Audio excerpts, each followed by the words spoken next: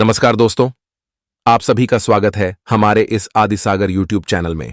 लोगों ने सोचा था हर बार की तरह इस बार भी महाकुंभ का मेला आया है, इसमें कुछ खास नहीं। लेकिन ये महाकुंभ तो 144 साल बाद आया था और संतों से भरे इस मेले में कुछ चमत्कार न हो, ये हो ही नहीं सकता था। पर कुछ ऐसा हो जाएगा जिसे सुनकर और देखकर लोग कांप उठे, ये लोगों ने नहीं सोचा था। इस बार का महाकुंभ केवल एक धार्मिक मेला नहीं था, यह एक ऐसा रहस्य लेकर आया जिसे सुनकर लोगों के होश उड़ गए। आखिर उस साधु में ऐसा क्या था कि महिलाएं उसकी तरफ खींची चली जाती थीं और आखिर महिलाएं गायब क्यों होने लगी? एक एक कर आपको सब जानने को मिलेगा। पर अगर आप भी भगवान को मानते हैं तो वीडियो को लाइक करके कमेंट बॉक्स में हर हर महादेव जरूर लिखिए। आइए जानते हैं पूरी कहानी क्या थी। घटनाएं उस दिन शुरू हुई जब एक रहस्यमयी अघोरी साधु ने घाट पर कदम रखा। उसकी उपस्थिति ने न केवल लोगों को आकर्षित किया बल्कि डराया भी। उसकी आंखों में गहरी लाल चमक थी और शरीर पर राख लिपटी हुई थी। उसके आने के बाद से घाट पर अजीब घटनाएं होने लगी, महिलाएं गायब होने लगीं और चारों ओर एक ऐसा रहस्य गहराने लगा जिसे सुलझाना आसान नहीं था। प्रयागराज के संगम घाट पर चारों तरफ चहल पहल थी। साधु संत अपने अपने आश्रमों में बैठे हुए भजन कीर्तन कर रहे थे। जगह जगह धूप, अगरबत्ती और मंत्रोच्चार की आवाजें माहौल को पवित्र बना रही थीं। एक शाम जब सूरज धीरे धीरे गंगा के जल में डूब रहा था, तभी घाट पर हलचल मच गई। लोगों की नजरें एक ही दिशा में थीं। वहां एक अघोरी साधु धीरे धीरे घाट की ओर बढ़ रहा था। उसकी लंबी जटाएं उसकी कमर तक लटक रही थीं और गले में नरमुंडों की माला थी। उसकी आंखें इतनी भयानक थीं कि लोग उसकी ओर सीधे देखने की हिम्मत नहीं कर पा रहे थे। उसने घाट के एक कोने में बैठकर साधना शुरू कर दी। उसकी उपस्थिति से ऐसा लग रहा था मानो समय थम गया हो। गंगा की लहरें भी शांत हो गई थीं। वहां उपस्थित लोगों को ऐसा महसूस हो रहा था जैसे किसी अदृश्य शक्ति ने उन्हें जकड़ लिया हो। उस दिन तो इतने पर ही सब रुक गया। पर अगले ही दिन एक अजीब घटना घटी। गांव की एक महिला गीता, जो घाट पर पूजा करने आई थी, रात भर घर नहीं लौटी। गीता उस दिन बहुत प्रसन्न लग रही थी। उसने सुबह से ही महाकुंभ के घाट पर जाने की तैयारी शुरू कर दी थी। उसने अपनी सबसे सुंदर साड़ी पहनी और अपनी सहेलियों के साथ घाट की ओर निकल पड़ी। दिन भर गंगा में स्नान करने और पूजा अर्चना के बाद उसने अपनी सहेलियों से कहा, मैं थोड़ी देर अकेले घूमना चाहती हूँ, तुम लोग घर लौट जाओ। सहेलियों ने उसे समझाया कि अंधेरा होने से पहले लौट आना, लेकिन गीता ने उनकी बात को अनसुना कर दिया। शाम ढलने लगी और गीता घाट के किनारे बैठे उस अघोरी साधु की ओर आकर्षित हो गई। वह न चाहते हुए भी उसके पास खींचती चली गई। उसके पास पहुंचकर उसने देखा कि साधु अपनी गहरी लाल आंखों से उसे घूर रहा है। वह कुछ बोल नहीं पाया। उसकी आंखें मानो किसी सम्मोहन का जाल बिछा रही थीं। मुझे तुम्हारे अंदर एक विशेष ऊर्जा दिखती है,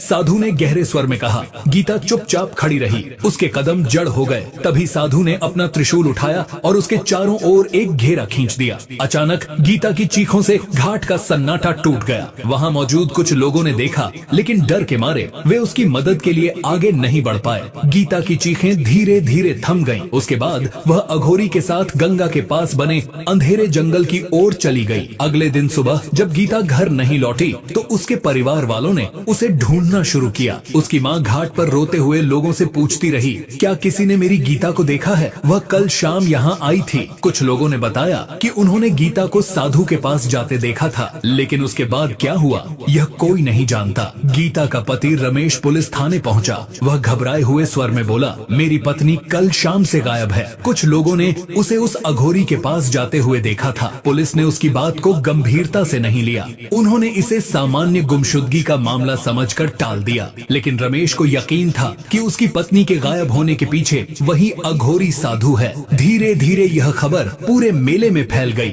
लोगों में डर और अजीब सी बेचैनी फैलने लगी। अब हर कोई अपने परिवार के सदस्यों को लेकर सतर्क हो गया। महिलाएं उस घाट पर जाने से कतराने लगी। अघोरी साधु, जो अब भी घाट के कोने में शांति से बैठा था, इन सब घटनाओं से बेखबर दिख रहा था, लेकिन उसकी शांति और रहस्यमय मुस्कान मुस्कान ने लोगों को और अधिक भयभीत कर दिया। घाट पर अब हर कोई उसे संदेह भरी नजरों से देख रहा था। गीता के गायब होने की यह घटना महज एक शुरुआत थी, लेकिन यह आने वाले भयानक रहस्यों का संकेत थी जो धीरे धीरे पूरी तरह उजागर होने वाले थे। महाकुंभ में महिलाओं के गायब होने की खबर पुलिस प्रशासन तक पहुंची। मामले की गंभीरता को देखते हुए जिले के सबसे तेज तर्रार इंस्पेक्टर वीरेंद्र राणा को वहां भेजा गया। वीरेंद्र एक ईमानदार और बहादुर अफसर था जो अंधविश्वास पर विश्वास नहीं करता था। वीरेंद्र ने मेले में पहुंचकर घाट का मुआयना किया। उसने साधु के बारे में सुना और सीधा उसके पास गया। आप कौन हैं और यहाँ क्या कर रहे हैं? वीरेंद्र ने सख्ती से पूछा। साधु ने अपनी लाल आंखें खोली और धीरे से कहा,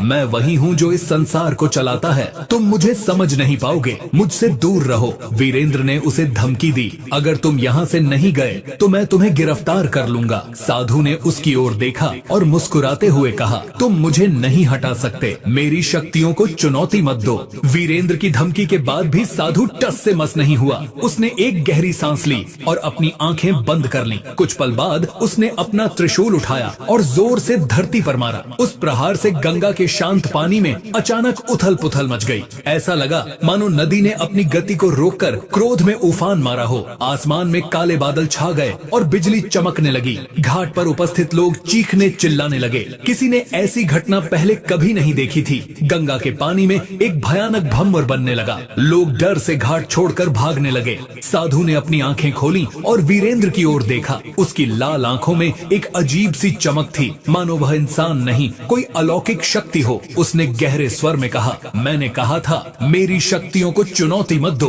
अब देखो तुम्हारे इस संसार का क्या होता है। अचानक घाट पर मौजूद कुछ महिलाएं बेहोश होकर गिर पड़ी। उनकी सांसें चल रही थीं, लेकिन वे जैसे किसी गहरी नींद में चली गई थीं। वीरेंद्र और उसकी टीम यह देखकर हक्के बक्के रह गए। यह क्या कर रहे हो तुम? वीरेंद्र गुस्से में चिल्लाया। साधु मुस्कुराया और कहा, यह केवल शुरुआत है। उसने त्रिशूल को घुमाया और एक मंत्र पढ़ा। बेहोश महिलाएं उठीं और एक कतार में चलने लगीं। वे सभी गंगा की ओर बढ़ रही थीं, मानो किसी अदृश्य शक्ति के नियंत्रण में हों। वीरेंद्र ने अपने सिपाहियों को आदेश दिया, उन महिलाओं को रोको। सिपाही दौड़कर महिलाओं के पास गए, लेकिन जैसे ही उन्होंने उन्हें रोकने की कोशिश की, एक अदृश्य दीवार ने उन्हें पीछे फेंक दिया। वीरेंद्र ने खुद आगे बढ़ने की कोशिश की, लेकिन वह भी उस दीवार से टकराकर पीछे गिर पड़। साधु ने एक भयानक हंसी के साथ कहा, इस संसार के नियम मेरे हाथ में हैं। तुम केवल एक नश्वर हो, मुझे रोकने की हिम्मत मत करो। घाट पर उपस्थित लोगों ने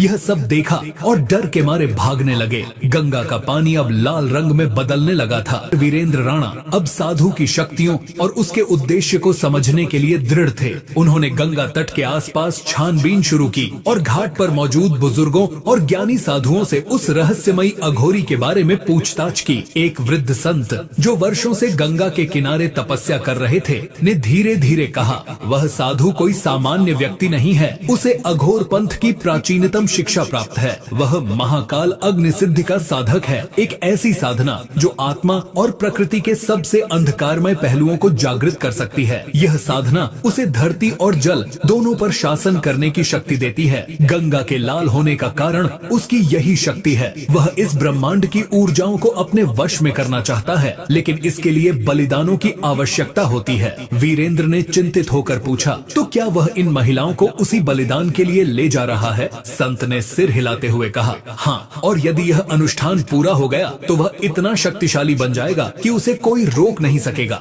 त्रिलोक में अराजकता फैल जाएगी। उसे रोकने के लिए समय कम है। साधु की शक्तियाँ किसी साधारण अघोरी से बहुत आगे थीं। उसने वर्षों तक हिमालय की कंदराओं में साधना की थी, जहाँ उसने आत्मा और प्रकृति की सबसे रहस्यमयी ऊर्जा को साधा। उसकी कुछ प्रमुख शक्तियाँ थीं, जैसे प्राकृतिक तत्वों पर नियंत्रण। वह पानी, हवा और अग्नि को अपनी इच्छा से नियंत्रित कर सकता था। गंगा का लाल होना और भंवर का उठना उसकी इसी शक्ति का परिणाम था। मनोवैज्ञानिक सम्मोहन, उसकी लाल आंखें किसी को भी सम्मोहित कर सकती थीं और वह लोगों के मन और शरीर को अपने वश में कर लेता था। त्रिशूल की दिव्य शक्ति, उसका त्रिशूल केवल एक हथियार नहीं था, बल्कि उसमें ब्रह्मांडीय ऊर्जा संग्रहित थी। वह इसे धरती पर मारकर ऊर्जा तरंगे उत्पन्न कर सकता था। भूत प्रेतों और आत्माओं का नियंत्रण वह अधूरी आत्माओं को अपने अधीन कर उन्हें अपने कामों के लिए इस्तेमाल करता था। काल चक्र का आह्वान, वह समय को नियंत्रित कर सकता था। उसका एक विशेष मंत्र समय को धीमा या तेज करने में सक्षम था। साधु का उद्देश्य केवल शक्ति प्राप्त करना नहीं था, वह एक प्राचीन पांडुलिपि की खोज में था जिसमें महाकाल यज्ञ का रहस्य लिखा था। यह यज्ञ उसे अमृता और अनंत शक्तियां प्रदान कर सकता था। इसके लिए उसे 7 पवित्र आत्माओं की आवश्यकता थी, जिनमें गीता जैसी महिलाएं चुनी गई थीं। वीरेंद्र ने तय किया कि उसे साधु की शक्तियों का सामना करने के लिए उसकी कमजोरियों का पता लगाना होगा। उसने संत से पूछा, क्या उसकी शक्तियों का कोई तोड़ है? संत ने कहा, हाँ, उसकी सबसे बड़ी ताकत उसकी सबसे बड़ी कमजोरी भी है। उसका त्रिशूल ही उसकी शक्ति का स्रोत है। यदि त्रिशूल को उससे अलग कर दिया जाए तो उसकी शक्तियाँ कमजोर हो जाएंगी, लेकिन ऐसा करना बहुत जोखिम भरा है, क्योंकि त्रिशूल के पास पहुँचना भी आसान नहीं है। जो कोई इसे छूने की कोशिश करता है वह जलकर राख हो जाता है। वीरेंद्र ने संत के साथ मिलकर योजना बनाई। वह जानता था कि अकेले लड़ना संभव नहीं है, इसलिए उसने घाट के अन्य साधुओं और तपस्वियों से सहायता मांगी। संतों ने तय किया कि गंगा किनारे सामूहिक रूप से हवन और मंत्रोच्चार किया जाएगा, जिससे घाट पर सकारात्मक ऊर्जा फैले और अघोरी की शक्तियाँ कमजोर पड़े। साधु, जो घाट पर अपनी साधना में लीन था, अपने चारों ओर होने वाली हलचल को भांप गया। उसने अपनी आंखें खोली और दूर खड़े वीरेंद्र को देखा। उसकी मुस्कुराहट और गहरी हो गई। तो तुमने मुझे चुनौती देने का साहस किया है, उसने गहरे स्वर में कहा। उसने अपनी आंखें बंद की और कुछ मंत्र पढ़ने लगा। अचानक घाट पर भयंकर आंधी चलने लगी। गंगा का पानी और अधिक लाल हो गया। साधु ने अपने त्रिशूल को उठाया और हवा में घुमाया। एक तेज रोशनी का गोला बन गया, जो सीधा घाट पर मौजूद हवन स्थल की ओर बढ़ा। घाट पर संतों और तपस्वियों ने वीरेंद्र के नेतृत्व में हवन शुरू कर दिया। चारों ओर मंत्रोच्चार की गूंज फैल गई, जिससे घाट का वातावरण सकारात्मक ऊर्जा से भरने लगा। साधु को यह एहसास हो गया कि उसका साम्राज्य खतरे में है। उसने अपनी आंखें बंद की और गहरे स्वर में एक मंत्र पढ़ा। त्रिशूल से उठी ऊर्जा ने हवन स्थल को निशाना बनाया था, लेकिन संतों के मंत्रों की शक्ति ने उस ऊर्जा को रोक दिया। साधु के चेहरे पर गुस्से की लकीरें उभर आईं। उसने अपने हाथ से राख उठाई और उसे गंगा की ओर फेंक दिया। उस राख के गिरते ही गंगा के पानी से प्रेतों का एक झुंड निकल आया। ये प्रेत हवा में तैरते हुए हवन स्थल की ओर बढ़ने लगे। वीरेंद्र और उसकी टीम ने हिम्मत नहीं हारी। उन्होंने तय किया कि साधु के त्रिशूल को उसकी पहुंच से दूर करना ही एकमात्र रास्ता है। वीरेंद्र ने अपने सिपाहियों को आदेश दिया, तुम लोग हवन स्थल की सुरक्षा करो, मैं साधु की ओर जाता हूँ। वीरेंद्र ने अपनी बंदूक उठाई और साधु की ओर बढ़ा। साधु ने अपनी लाल आंखें खोलकर उसकी ओर देखा और मुस्कुराते हुए कहा, तुम यह युद्ध नहीं जीत सकते, मेरी शक्तियाँ तुम्हारी कल्पना से परे हैं। वीरेंद्र ने दृढ़ता से कहा, मैं यहाँ तुम्हारी शक्तियों को चुनौती देने नहीं, तुम्हारे अत्याचार को खत्म करने आया हूँ। साधु ने अपना त्रिशूल हवा में घुमाया, जिससे फिर से एक उग्र अग्निगोला वीरेंद्र की ओर बढ़ा। वीरेंद्र ने अपने त्वरित बुद्धि से एक किनारे छलांग लगाई और उस हमले से बच गया। उसने साधु के चारों ओर बने राख के घेरों को देखा। वह समझ गया कि यह घेरा उसकी ऊर्जा को बनाए रखने का स्रोत है। वीरेंद्र ने अपनी चालाकी से एक पत्थर उठाया और घेरा तोड़ने की कोशिश की। जैसे ही वह पत्थर घेरा पार करता, एक अदृश्य दीवार ने उसे वापस उछाल दिया। साधु ने हंसते हुए कहा, तुम यह साधारण तरीकों से नहीं कर सकते, मेरा घेरा केवल दिव्य शक्ति से टूटेगा। उसी समय संतों ने वीरेंद्र को आवाज लगाई, घेरा तोड़ने का एकमात्र तरीका उसके त्रिशूल को छूना है, लेकिन वह त्रिशूल केवल पवित्र जल से ही कमजोर होगा। गंगा के प्राचीन मंदिर से लाया गया जल ही इसे शक्ति से वंचित कर सकता है। वीरेंद्र ने संत के एक शिष्य को कहा, तुम मंदिर जाओ और वह जल लाओ, तब तक मैं साधु का ध्यान भटकाता हूँ। वीरेंद्र ने अपनी चालाकी से साधु को उकसाना शुरू किया, अगर तुम्हारी शक्ति इतनी महान है तो तुम्हें मुझे हराने के लिए इन भूत प्रेतों की आवश्यकता क्यों पड़ी? साधु उसकी बातों में आ गया। उसने त्रिशूल से दूसरी दिशा में प्रहार किया, जिससे वीरेंद्र को उसके घेरे के करीब जाने का मौका मिल गया। कुछ ही देर में शिष्य पवित्र जल लेकर लौट आया। वीरेंद्र ने झट से जल लिया और त्रिशूल की ओर दौड़ा। साधु ने उसे रोकने की कोशिश की, लेकिन वीरेंद्र ने जल त्रिशूल पर डाल दिया। पवित्र जल के छिड़कते ही त्रिशूल से एक भयंकर ध्वनि निकली। साधु दर्द से चीखने लगा। उसकी शक्तियाँ धीरे धीरे कमजोर होने लगी। गंगा का लाल पानी फिर से साफ हो गया और भूत प्रेत गायब हो गए। साधु ने आखिरी बार वीरेंद्र की ओर देखा और कहा, तुमने मेरी साधना को रोक दिया, लेकिन यह कहानी यहीं खत्म नहीं होगी। मेरी शक्तियाँ सदा के लिए समाप्त नहीं हो सकती। त्रिशूल के टूटते ही साधु का शरीर राख में बदल गया। घाट पर उपस्थित लोगों ने राहत की सांस ली। गीता और अन्य गायब हुई महिलाएं धीरे धीरे होश में आने लगीं।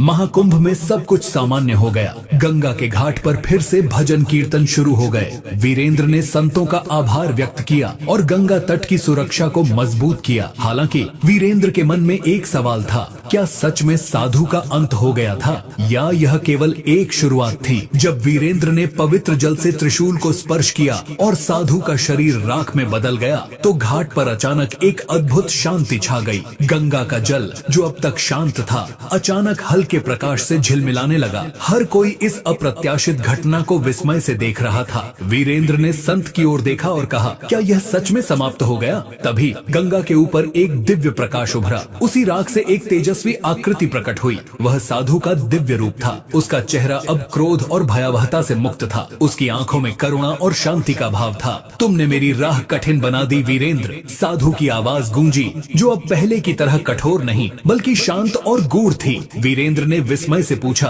तुम कौन हो और तुमने यह सब क्यों किया? साधु मुस्कुराया और कहा, मैं इस संसार का अघोर हूँ जो जीवन और मृत्यु के मध्य का सेतु है। मेरी साधना का उद्देश्य विनाश नहीं बल्कि सृष्टि के संतुलन को बनाए रखना था। जो शक्ति मैंने अर्जित की थी वह केवल योग्यतम के हाथों में होनी चाहिए थी। यह त्रिशूल जो ब्रह्मांडीय ऊर्जा का केंद्र है, अराजकता और शांति दोनों का कारक बन सकता है। मैंने इसे गलत हाथों में जाने से रोकने के लिए यह कठोर मार्ग चुना। साधु ने आगे कहा, मनुष्य अक्सर उस चीज को नहीं समझता जो उसे दिखाई नहीं देती। मेरी शक्ति को तुमने चुनौती दी, लेकिन यह तुम्हारा साहस और दृढ़ता थी जिसने तुम्हें इस परीक्षा में उत्तीर्ण किया। यह त्रिशूल अब गंगा की गहराइयों में विश्राम करेगा जब तक कि संसार को इसकी